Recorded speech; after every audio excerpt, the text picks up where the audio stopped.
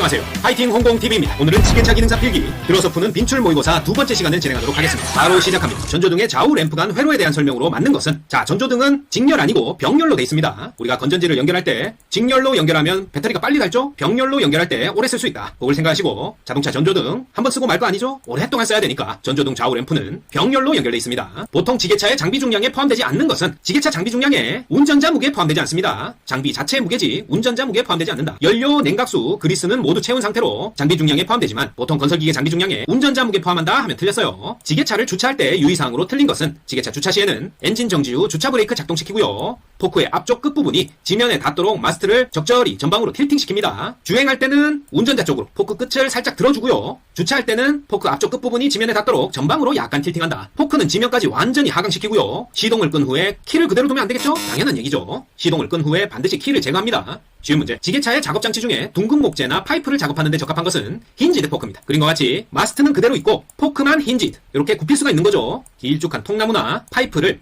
흘러내리지 않도록 포크를 굽힐 수 있도록 장치된 것이 힌지드 포크입니다. 드럼 클램프는 포크 대신에 마스트 좌우 클램프가 장착돼 있어서 이렇게 드럼통 같은 것을 집게처럼 잡을 수 있도록 만들어진 것이 드럼 클램프. 포크 포지셔너는 포크 자체의 간격을 넓혔다 좁혔다 할 수 있는 거죠. 포크의 위치를 조정하는 게 포크 포지셔너. 로드 스테빌라이저는 그냥 아래쪽에 실었을 때 좌우로 넘어질 수 있는 화물을 이렇게 위에서 압착판이 눌러줘서 안정적으로 이동할 수 있게 전방에 부착하는 작업장치가 로드 스테빌라이저입니다. 지게차의 유압식 조향장치로 직선운동을 회전운동으로 바꾸고 타이로드를 직선운동시킨다. 자, 지난번에 나왔죠? 직선운동을 회전운동으로 바꾸고 타이로드 직선운동시킨다. 벨 크랭크죠. 운동 에너지의 종류를 바꾼다. 직선운동을 회전운동으로 바꾼다. 크랭크류의 부품이 하는 역할인데, 여기에 타이로드의 직선운동을 피봇 장치를 통해 동시에 해줄 수 있는 게 벨 크랭크입니다. 지게차의 작업 용도에 따른 작업장치 분류 중에 틀린 것은, 자, 작업 용도에 따른 작업장치 분류죠. 하이 마스트, 높은 위치에 작업할 때 하이 마스트 쓰고요. 자, 굽힐 수 있는 버킷이죠. 포크 대신에 버킷을 설치해서 흘러내리기 쉬운 물건이나 흐트러진 물건을 운반할 때 힌지드 버킷을 사용하고, 사이드 시프트는, 자, 포크 포지셔너랑 많이 헷갈리는데요. 자, 사이드 시프트는 사이드로 이동한다. 좌우로 뭐를 이동시키냐면, 자, 앞쪽에 포크나 버킷을 장착하는 요 캐리지가 있죠? 그 뒤에 백레스트가 있고, 요 작업장치가 부착되는 캐리지 자체가 좌우로 이동할 수 있다는 얘기입니다. 뭐 많이 이동할 수 있는 건 아니고 1-20cm 정도 이동시켜서 세밀하게 컨테이너 같은 좁은 공간의 하역 작업에 적합하도록 캐리지를 이동시키는 것이 사이드 시프트. 이 포크 자체의 간격을 넓혔다 좁혔다 하는 것이 포크 포지셔너입니다. 자, 이런 것들은 모두 지게차가 어떤 일을 하느냐, 그 작업의 종류, 작업 용도에 따른 작업장치의 분류고요. 카운터 밸런스. 카운터 밸런스는 지게차의 엉덩이 부분에 있는 추조, 무거운 짐을 들었을 때 뒤쪽이 들리지 않도록 무게중심을 잡아주는 지게차의 엉덩이 부분이 카운터 밸런스다. 작업장치 아니죠. 자, 지게차에서 포크 간격을 조절할 수 있는 장치 나왔죠? 포크 포지셔너입니다. 사이드 시프트 아니다. 포크 간격 조절할 수 있는 장치는 포크 포지셔너. 지게차에서 틸트 실린더의 역할은 마스트를 전후 경사시키는 게 틸트 실린더죠. 마스트를 틸팅시키는 것이 틸트 실린더다. 앞뒤로 기울여서 틸트 레버를 당기면 운전자 쪽으로 포크 끝이 들리고요. 틸트 레버를 밀게 되면 바깥쪽으로 기운다. 포크 끝이 지면 쪽으로 가까워집니다. 자, 복스 렌치가 오픈 렌치보다 많이 사용되는 이유는 박스 렌치. 복스 렌치가 박스입니다. 렌치 중에 뚫려 있지 않고 너트를 감싸서 미끄러지지 않도록 만들어 놓은 것이 박스 렌치입니다. 복스 렌치. 볼트 너트 주위를 완전히 감싸서 사용 중에 미끄러지지 않는다. 이런 이유 때문에 앞이 뚫려 있는 이런 오픈 렌치보다 많이 사용된다. 신호등이 없는 철길 건널목에서 통과 방법으로 옳은 것은, 자, 철길 건널목에서는 일단은 일시정지라고 생각하시면 됩니다. 신호등이 없으니까. 신호등이 없으면 무조건 일시정지. 반드시 일시정지한 후 안전을 확인 후 통과한다. 요걸 고르셔야 돼요. 도로교통법상 앞지르기 금지 장소가 아닌 것은, 앞지르기 금지 장소, 교터다. 교차로 도로에 구부러진 곳, 비탈길 고갯마루 부근, 가파른 비탈길의 내리막, 터널안, 그리고 다리 위에 있겠네요. 이런 곳들은 앞지르기 금지 장소고, 버스 정류장 부근의 주차 금지 구역, 자, 앞지르기 금지 장소와는 관련 없어요. 앞지르기 금지 장소로 규정된 곳은 교차로, 터널안, 다리 위, 교터다. 도로 구부러진 곳, 비탈길의 고갯마루 부근, 가파른 비탈길 내리막 등이 있습니다. 운전 중인 기관에 에어클리너가 막혔을 때 나타나는 현상은, 자, 흡입되는 공기를 깨끗하게 여과해주는 장치가 에어클리너인데, 에어클리너가 막혔다. 자, 먼지와 이물질이 흡입구 쪽으로 연소실 내에 혼입되면서 여러 이물질이 타면서 끓음이 발생하겠죠? 배출가스 색은 검정색입니다. 그리고 에어클리너가 막혔으니까 당연히 공기량이 부족해지면서 출력이 저하된다. 운전 중인 기관에 에어클리너 막혔다. 배출가스 색은 검고 출력은 저하됩니다. 일반적으로 기관에 많이 쓰이는 윤활 방법은, 자, 일반적으로 엔진, 기관에 많이 쓰이는 윤활 방법은 압송급유식입니다. 수동 아니고 적하 분무 아니다. 압력을 이용해서 보내준다. 압송급유식이 오일펌프 압력을 통해서 송유, 급유해준다. 압송급유식이 엔진에 많이 쓰는 윤활 방법입니다. 도로교통법상 주정차 금지 장소가 아닌 것은, 자, 주정차 금지 장소 단골로 출제됩니다. 건널목, 교차로, 횡단보도 당연히 주정차 금지 장소고요. 경사로의 정상 부근은 비탈길, 고갯마루, 앞지르기 금지 장소죠. 주정차 금지 장소 아닙니다. 주정차 금지 장소는 교차로 도로 모퉁이 5m 이내, 안전지대 10m 이내, 버스 정류장 10m 이내, 횡단보도 건널목 10m 이내에서 주정차 금지 장소입니다. 경사로 정상 부근 아니다. 건설기계를 매수한 사람이 등록상 변경 신고를 하지 않아서 매도인이 독촉하였으나 이를 계속 지체할 경우 매도인이 할 수 있는 조치로 가장 적합한 것은, 자, 쉽게 얘기해서 내가 중고지게차를 다른 사람한테 팔았는데 매수해간 사람이 등록 변경 신고를 하지 않아서 세금과 고지서가 계속 나한테 날라온다. 이럴 때 제 차 독촉하거나 소송 통해 해결하지 말고 그냥 매도한 사람이, 판 사람이 직접 소유권 이전 신고를 하면 됩니다. 건설기계 매수한 사람이 등록 변경 신고를 하지 않았다. 매도한 사람이 직접 소유권 이전 신고를 할 수 있다. 소화작업의 기본 요소가 아닌 것은, 자, 불 끄는 소화작업은 가연성 물질을 제거하고 산소를 차단하고 점화원을 냉각시키는 것이 바로 소화작업의 기본 요소입니다. 하지만 연료를 기화시킨다? 자, 기화시키려면 높은 열이나 압력이 필요하겠죠? 연료를 기체화시키면 더욱 불안정한 상태가 되기 때문에 위험해진다. 소화의 기본 요소 당연히 아닙니다. 디젤 기관에서 시동이 되지 않는 원인으로 맞는 것은, 자, 처음 시동이 되지 않는 원인이죠. 배터리나 기동전동기 계통의 문제를 예상해 볼 수 있습니다. 그래서 배터리 방전으로 교체가 필요한 상태다. 당연히 시동되지 않는 원인으로 제일 기본적인 거예요. 배터리 방전으로 교체가 필요하다. 시동되지 않는다. 하지만 이렇게 처음 시동되지 않는 것은 배터리 축전지와 기동전동기 계통의 문제를 예상해 볼 수 있지만, 엔진이 가동 중에 시동 꺼짐 현상은 연료 계통 문제로 유추해서 문제를 푸셔야 됩니다. 자, 기관의 냉각 팬에 대한 설명 중 틀린 것은, 자, 유체 커플링식은 냉각수의 온도에 따라 작동한다. 자, 유체 커플링식도 냉각수 온도에 따라 작동하는 거 맞습니다. 전동팬은 냉각수의 온도에 따라 작동한다. 전동팬도 냉각수의 온도에 따라 작동한다. 전동팬의 작동과 상관없이 물펌프는 항상 회전한다. 자, 모터로 구동되는 전동팬은 물펌프 회전과는 상관없어요. 그래서 물펌프는 항상 회전하고 전동팬은 냉각수 온도에 따라 작동하는 겁니다. 그래서 4번, 기관의 냉각팬이 작동하지 않을 때 물펌프도 회전하지 않는다 하면 틀리고, 물펌프는 전동팬 작동과 상관없이 항상 회전합니다. 자, 용접기에서 사용되는 아세틸렌 도관은 어떤 색으로 구별하는가? 자, 아세틸렌의 경우 도관은 적색, 용기는 황색입니다. 산소통은 용기, 도관 모두 녹색이고 파란색은 이산화탄소다. 자, 아세틸렌 도관은 용접에 사용되죠. 도관은 적색, 용기는 황색이다. 아세틸렌 도관은 적색입니다. 운전 중에 안전점검사항으로 적절한 것은, 자, 운전 중에 이상한 냄새, 소음, 진동이 날 때는 즉시 정지하고 전원을 끕니다. 모든 운전 중 불안전 요소 발견 시에는 가장 먼저 해야 될 행동이 즉시 작업을 중단하고 전원을 끄는 겁니다. 나머지는 다 아니다. 운전 중 안전사항으로 이상한 냄새, 소음, 진동 날 때는 즉시 정지하고 전원을 끈다. 타이어식 건설기계에서 타이어 접지압 표시는 단위 면적에 가해지는 무게, 그게 압력이죠. 접지 면적분의 공차 무게가 타이어 접지압 표시입니다. 공퍼저, 단위 면적에 가해지는 공차 무게, 그게 바로 타이어 접지압 표시다. 무게를 접지 면적으로 나누는 거예요. 라디에이터의 구비 조건으로 틀린 것은, 냉각장치, 라디에이터는 냉각수가 잘 흐르도록 저항이 적어야 되고 강도가 크고 소형이며 가벼워야 되겠죠. 그리고 단위 면적당 발열량이 커야 더 잘 식힐 수 있다. 하지만 공기저항이 커야 될 것, 틀렸겠죠. 공기저항은 작아야 됩니다. 빠르게 식히려면 공기저항이 작아야 된다. 납산축전지에 급한수를 늘리면 어떻게 되는가? 급한수는 용량과 관련이 있습니다. 납산축전지에 급한수를 늘리면 용량이 커진다. 유압장치 내에서 국부적인 높은 압력과 이상 소음 진동이 나케이션이죠. 물속에서 프로펠러가 빨리 돌 때 소음이 발생하면서 공기방울이 막 일어난다. 유압장치에서도 마찬가지로 장치 내 국부적인 높은 압력과 소음 진동이 발생하는 것을 공동현상, 캐비테이션 현상이라고 합니다. 방향밸브의 종류가 아닌 것은, 방체감 쓰셔. 방향밸브의 종류에는 체감 쓰셔, 체크밸브, 감속밸브, 디셀러레이션 밸브죠. 감속밸브, 스풀밸브, 셔틀밸브 있습니다. 방체감 쓰셔, 교축밸브는 아니에요. 방향제어밸브 종류에는 방체감 쓰셔 이렇게 외웁니다. 압력밸브의 종류가 아닌 것은, 앞가릴릴 무시, 앞가릴릴 무시, 압력밸브, 압력밸브에는 카운터 밸런스 밸브, 리듀싱, 감압밸브, 릴리프 밸브, 그리고 무브화 밸브, 언로드 밸브죠. 마지막으로 시퀀스 밸브, 앞가릴릴 무시, 압력제어 밸브입니다. 자, 셔틀 밸브는 방체감 쓰셔, 방금 했던 방향제어 밸브죠. 그리고 마지막으로 유량제어 밸브에는 유스압 온리분, 스로틀 밸브, 압력 보상 밸브, 온도 압력 보상 밸브, 니들 밸브, 분류 밸브, 유스압 온리분이 유량으로 속도를 제어하는 속도 제어 밸브, 유량 제어 밸브입니다. 자, 냉각팬의 벨트 유격이 너무 크면 어떤 일이 발생하는가? 냉각팬이 잘 돌아가지 않겠죠? 결국에는 냉각을 잘 시켜주지 못하니까 기관 과열의 원인이 된다. 이렇게 한 단계만 유추하시면 바로 답이 나옵니다. 냉각팬의 벨트 유격이 너무 크다. 냉각팬이 잘 돌아가지 않겠네. 그럼 과열되겠네. 기관 과열의 원인이 되는 게 냉각팬의 벨트 유격 너무 클 때입니다. 디젤 기관에서만 사용되는 장치는 충전, 시동, 전조등 모두 디젤, 가솔린 다 있죠? 하지만 예열 플러그는 흡입 공기를 예열을 시켜줘서 시동이 더 잘 걸리도록 만들어주는 장치예요. 디젤 기관에만 있다. 공기를 압축해서 높은 열로 자연착화 방식으로 기동하는 디젤 엔진에만 사용됩니다. 예열 플러그 회로. 디젤 기관의 연료 계통의 고압 부분은 연료 탱크에서 분사 노즐, 인젝션 노즐까지의 연료 순환 순서를 알고 있어야 돼요. 연료 탱크에서 연료 공급 펌프, 연료 필터를 거쳐서 분사 단계로 오죠. 분사 단계가 고압부입니다. 그래서 분사, 인젝션 펌프와 분사 노즐 사이가 고압부에 해당한다.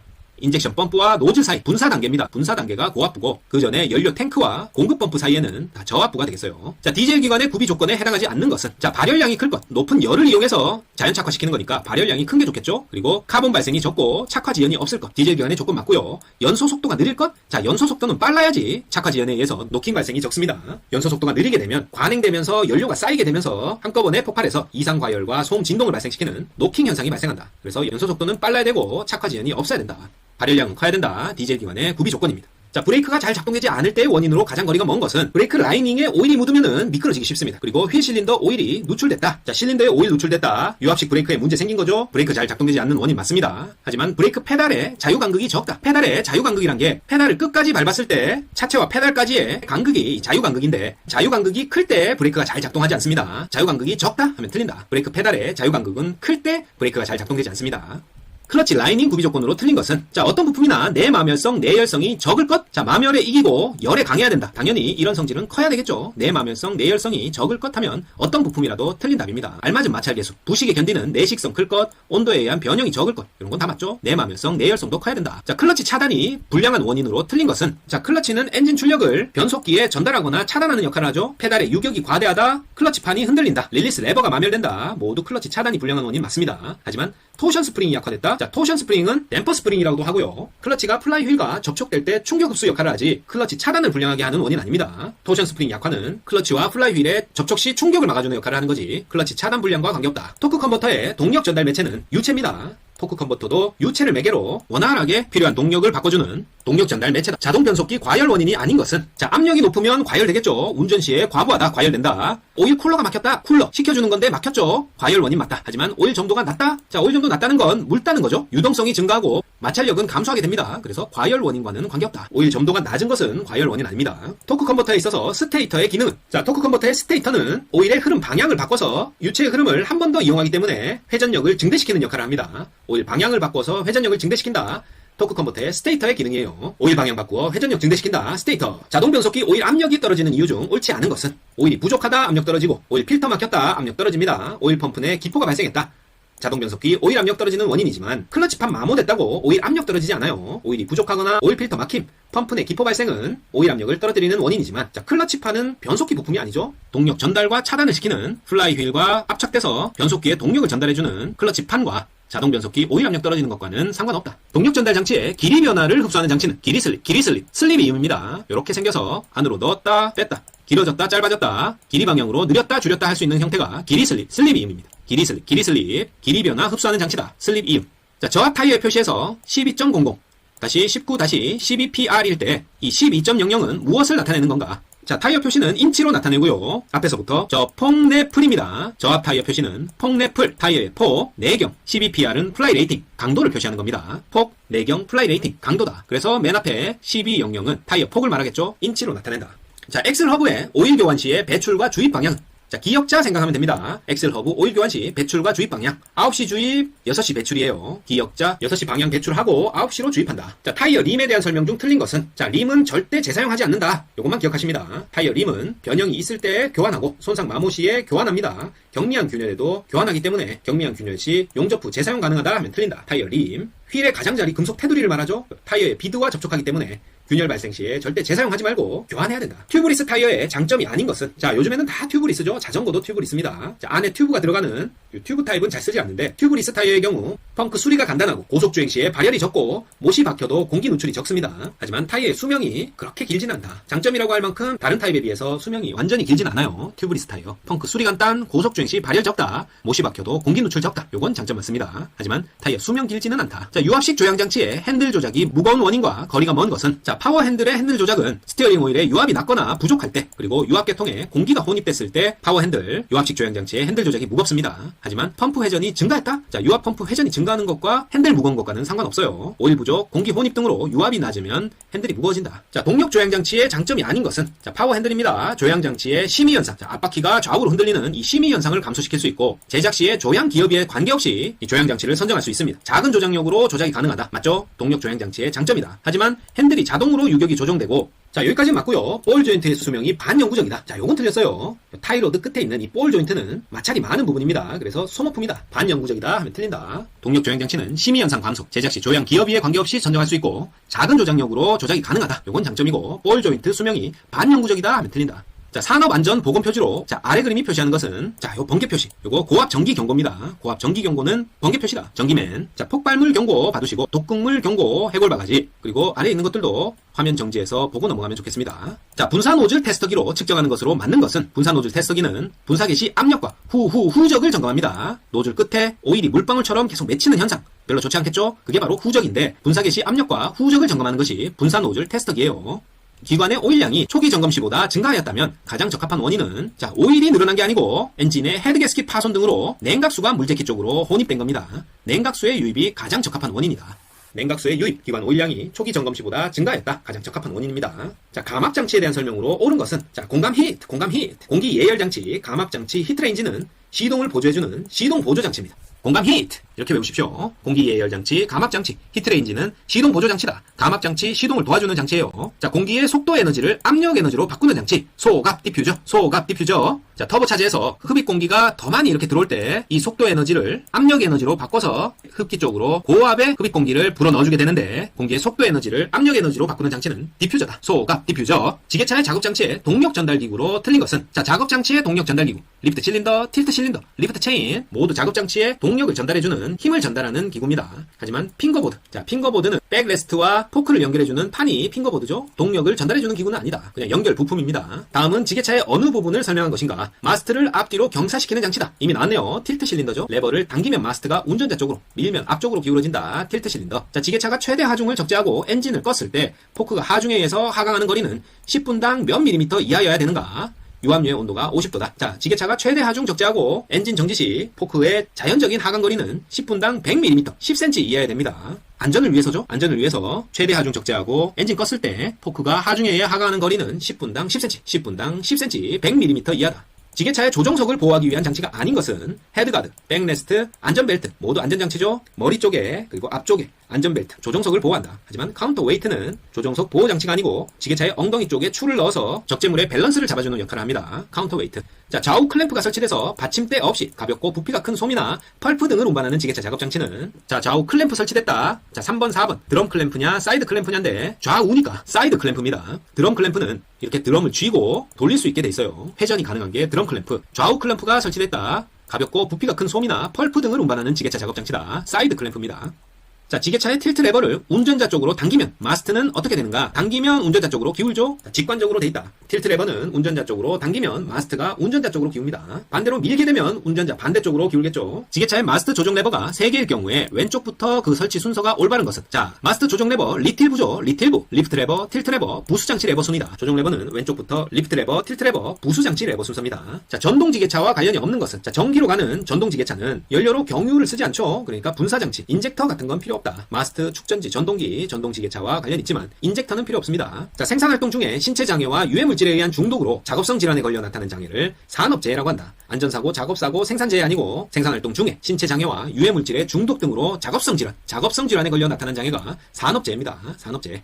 오일 펌프 여과기, 오일 펌프 필터의 역할이 아닌 것은 오일 여과, 오일을 펌프로 유도하고 부동식이 많이 사용됩니다. 고정식보다는 부동식이 많이 사용되고 오일의 압력을 조절한다? 이건 오일 여과기가 하는 역할 아니에요. 오일 여과기가 압력 조절하지 않는다. 디젤 기관의 노킹 발생 원인으로 가장 거리가 먼 것은 노킹이라는 게 디젤 기관이 분산 노즐에서 연료를 안개처럼 무화시켜서 골고루 뿌려졌을 때 높은 열의 압축 공기가 연료를 만나 폭발하는 게 디젤 엔진의 원리죠. 그런데 연료 분무 상태가 불량하거나 분무량이 너무 많다. 그렇게 되면 연소실에 연료가 쌓여서 관행되게 되고 제때 폭발이 일어나지 않게 됩니다. 이런 착화 지연에 의해서 연료가 쌓였다가 한꺼번에 폭발하면서 연소실 내에 소음이 발생하는 현상이 노킹인데 이 노킹은 착화 기간 중에 분사량이 많거나 노즐의 분무 상태가 불량하다. 기관이 관행되어 있다. 다 발생 원인 맞죠? 하지만 고세탄가 원료를 사용했다. 세탄가는 경유의 착화성, 얼마나 불이 잘 붙냐 그 정도를 나타내기 때문에 세탄가가 높을수록 불이 잘 붙겠죠? 착화 지연이 일어나지 않고 불이 잘 붙는다. 그래서 고세탄가 연료를 사용했다. 노킹 발생 원인이 될 수 없겠죠? 고세탄가 연료는 착화 지연 없이 불이 잘 붙기 때문에 디젤 기관의 노킹 발생 원인이 될 수 없다. 이상입니다. 지게차 기능사 필기 들어서 풀어보는 빈출 모의고사 2회는 여기까지였습니다. 파이팅 홍콩TV 구독, 좋아요 부탁드리고 저는 다음 시간에 더 알찬 내용으로 다시 찾아뵙겠습니다. 감사합니다.